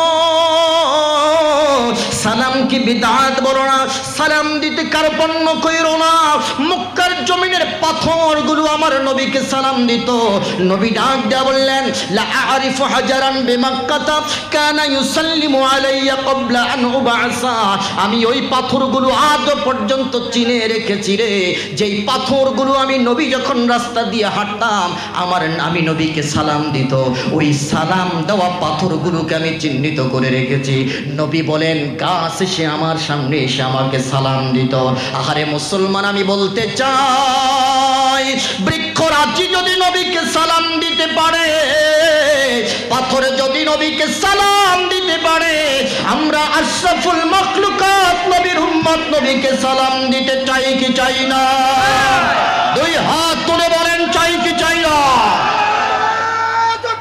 আল্লাহু আকবার। ইয়া রাসূলুল্লাহ। ও পৃথিবীর মুসলমান, হযরত সুলাইমান পয়গম্বর এই প্রশ্নটা করেছিলেন মূসা আর মাছিকে, রে মূসা, রে মাছি, কেন তোমরা তোমাদের পাও দিয়ে শরীরটাকে লাথি মারো? দেখবেন, গভীর মনোযোগ দিবেন, মাছি আর মশার পিছনে দুইটা পাও দিয়ে খালি বডিটাকে এরকম কসলায়। সুলাইমান পয়গম্বরে প্রশ্ন করলেন, কেন? বলে যে এ সুলাইমান, আমরা এমন একটা হতভাগ্য জাতি রে মূসা আর মাসি, পৃথিবীর সব মাখলুকাত নবীর কাছে বরকত নিয়েছে, আমরা নবীর কাছেও যেতে পারি নাই, তার কারণ আল্লাহ আমাদের জন্য হারাম ঘোষণা করেছে। আল্লাহু আকবার। আল্লাহু আকবার। মুসার কলিজার মধ্যে নবীর প্রেম ছিল। ওমা আরসালনাকা ইল্লা রাহমাতান লিল আলামিন। মুসার কলিজার মধ্যে নবীর প্রেম আছে না নাই? মাসির কলিজার মধ্যে নবীর প্রেম আছে না নাই? মুসার জন্য আমার নবী রহমত, মাসির জন্য আমার নবী রহমত। আদ আল্লাহর নবী ডাক দেয়া বললেন, পৃথিবীর মানুষেরা রে, যখন তারা দেখতে পাইল মেঘমালা নবীর মাথার উপরে ছায়া দিচ্ছে, তারা আদ বলে যে আমাদের ভিতরে আর কোনো সন্দেহ নাই, ইনি হলেন আখির জামানার পয়গম্বর নবী মুহাম্মদুর রাসূলুল্লাহ। জোরে বলেন সুবহানাল্লাহ। ও দুনিয়ার মুসলমান, জগতের মধ্যে তারা আর একটু সামনে গেল। সামনে যাওয়ার পরে ডাক দিয়া বললেন, বাচ্চা ধন, তোমার নাম কি? বলে যে আমার নাম মোহাম্মদ। পাশে যেই ব্যক্তিটা আবু লাহাব দাঁড়িয়ে আছে, ডাক দিয়া বললেন, আবু লাহাব রে, তোমার কাছে জানতে চাই। আবু তালিবের কথা বললেন, আবু তালিব, তোমার কাছে জানতে চাই উনি কে? বলে যে সে হলো আমার বেটা, আমার সন্তান। কয় তোমার নাম কি? কয় আবু তালিব। নবীজি চাচার নাম কি? বলে যে আমার সন্তান। কয় না না, নাম যদি মোহাম্মদ হয় বাবার নাম হবে আব্দুল্লাহ। বলেন নাম কি হবে? আব্দুল্লাহ। আবু তালিব হতে পারে নাম। যদি নাম মোহাম্মদ হয় বাবার নাম হবে আব্দুল্লাহ, দাদার নাম হবে আব্দুল মুত্তালিব, মায়ের নাম হবে আমেনা। বলে যে তোমরা কেমনে জানলা? বলে যে হা হা, আসমানে কিতাব তাওরাত জবুর ইনজিলের মধ্যে এটাই তো আল্লাহ প্রমাণ করে দিয়েছে। জোরে বলেন আল্লাহু আকবার। বলে যে তাই নাকি? বলে যে হ্যাঁ হ্যাঁ, তোমরা মিয়া আজকে আইসা বেদাত বেদাত কও, অথচ আমার আল্লাহ আজ থেকে 1500 বছর আগেও প্রত্যেক নবীর জন্য যে আসমানে কিতাব আল্লাহ নাজিল করেছেন, এগুলোর মধ্যে নবী মুহাম্মদের মিলাদের আলোচনা করে গেছেন। ওগুলারে কি কইবা? বলে যে তাই নাকি? বলে যে হ্যাঁ। বলে যে আরেকটা প্রমাণ আমরা করব। বলে যে কি? বলে যে মোহাম্মদ তুমি একটু সরে দাঁড়াও। সরে দাঁড়ানোর পরে আমার নবীর পায়ের ছাপটার সাথে ইব্রাহিম ও খলিলুল্লাহর পায়ের ছাপ মিলাইলেন। বলে যে দেখো, তাওরাতের কিতাবের মধ্যে দেওয়া আছে ইব্রাহিম ও খলিলুল্লাহর পায়ের ছাপ আর মোহাম্মদের পায়ের ছাপ হুবহু এক হবে। জোরে বলেন আল্লাহু আকবার। আল্লাহু আকবার। আরে নবীর পায়ের কথাই তো আছে, তুমি মিলাদ তো অনেক পরের কথা, অনেক পরের কথা। মুসা কালিমুল্লাহর এক উম্মত, তিনি ঘুমানোর আগে মুহাম্মদ সাল্লাল্লাহু আলাইহি ওয়াসাল্লামের তাওরাতের কিতাবের মধ্যে 9 জায়গায় নবী মুহাম্মদের নাম লেখা। সুবহানাল্লাহ বলবেন না? সুবহানাল্লাহ। কয় জায়গায়? 9 জায়গায়। তিনি ঘুমানোর আগে নবী মুহাম্মদের নামের উপরে চুম্বন দিয়ে ঘুমাইতেন। সুবহানাল্লাহ বলেন। সুবহানাল্লাহ। আমার আল্লাহ কয়, তার এই আমলটা আমার কাছে এত মজা লাগছে, এই আমলটার উসিলায় আমি তার জীবনের সব গুনাহ মাফ করে দিয়েছি। সুবহানাল্লাহ বলেন। আমাদের ভিতরে নবীর প্রেম দরকার আছে না নাই? আপনি মিলাদের স্বাদ পাবেন না যদি নবীর মোহাব্বত ভিতরে লালন না করেন। আপনি কিয়ামে মজা পাবেন না যদি ভিতরে নবীর প্রেম লালন না করেন। দেখছেন আমাদের আকাবিররা রক্ত দিয়েছে তবু মিলাদ কিয়াম ছাড়েন না। বলেন বলেন বলেন, ছাড়েন? আজ সৈয়দপুর আছে না নাই? রক্ত দিছে তবুও মিলাদ কিয়াম। এটার মধ্যে মজা আছে মিয়া। খালি বেদাত বেদাত কইয়া ভেটকি মাইরা চইলা যাইও না, একবার আইসা দাঁড়াইয়া নবীর একটু সালাম দিয়া দেখো, দেখো এমদাদুল্লাহ মুহাজিরে মক্কি রহমতুল্লাহর মতো তুমিও মজা পাইবা। সুবহানাল্লাহ কোন? সুবহানাল্লাহ। তিনি বলেছিলেন আমার কিয়াম মে লুৎফ ও লজ্জত পাতা হো। রে আমি নবীর মিলাদে পড়ি না, নবীর মিলাদে কিয়াম না করলে শান্তি পাই না। আল্লাহ আমাদেরকে বোঝার মতো তৌফিক দান করুক। জোরে বলেন আমিন। আমিন। আল্লাহুম্মা আমিন। আল্লাহ আমাদের জীবনের গুনাহ খাতা মাফ করে দেন, আমিন নবীজির জিয়ারত নসিব করে দেন। এই মাহফিলকে যারা সাজাইছে, টাকা দিয়েছে, পয়সা দিয়েছে, বুদ্ধি বিবেক বিবেচনা দিয়েছে, যে যেভাবে সহযোগিতা করেছে, আল্লাহ প্রত্যেককে আপনি মাফ করে দেন, প্রত্যেকের মা বাবার জীবনের গুনাহ মাফ করে দেন।